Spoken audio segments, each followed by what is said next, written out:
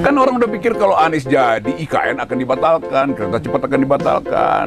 Tapi sangat mungkin juga Anies bilang enggak, separuh-separuh. Nah di situ yang saya sebut tadi, Anies mau ngapain? Kalau separuh-separuh, mending kita dukung Pak Jokowi.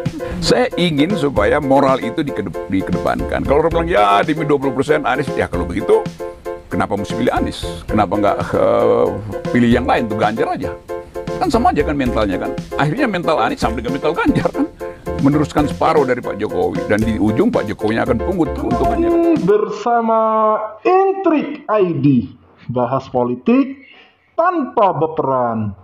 Menanggapi pernyataan dari Rocky Gerung yang menyatakan gagasan perubahan yang digagas oleh Anies Baswedan hanyalah separoh-separoh, di mana gagasan Anies ini tentang perubahan sulit dipahami oleh para pengamat politik tanah air. Sebab perubahan apa yang Anies maksud? Menurut Rocky Gerung, gagasan Anies tentang perubahan ini hanya setengah hati, di mana program-program dan gagasan Jokowi saat ini akan tetap dilanjutkan juga oleh Anies jika Anies terpilih menjadi presiden.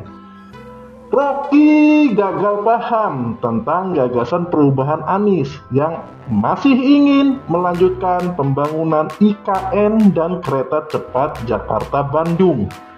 Padahal pendukung Anies saat ini gembar-gembor pembangunan IKN dan kereta cepat Jakarta-Bandung adalah pembangunan yang ambiar. Mereka beralasan bahwa pembangunan IKN dan kereta cepat Jakarta-Bandung hanya dapat menambah beban keuangan negara saja. Entah pendukung Anies pun ngerti atau pura-pura ngerti saja apa yang dimaksud gagasan perubahan Anies yang disodorkan untuk pemasaran di Pilpres 2024. Anies memang digambarkan antitesanya Jokowi, tapi kok masih saja melanjutkan program dan gagasan Jokowi? Seharusnya sih yang namanya perubahan yang membentuk perubahan dan memberikan konsep pembangunan baru terhadap negara ini. Jika Anies nanti terpilih menjadi presiden 2024 dan masih melanjutkan gagasan pemerintahan Jokowi saat ini, apa bedanya dong dengan Ganjar dan Prabowo yang semuanya gamblang ingin melanjutkan program dan gagasan pemerintahan Jokowi?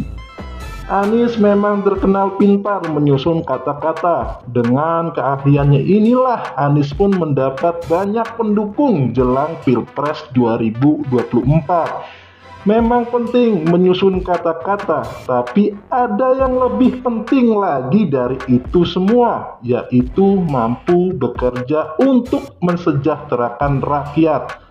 Sampai saat ini belum ada yang tahu apa yang dimaksud dengan gagasan perubahan Anies. Biarlah itu jadi rahasia Anies dan Tuhan.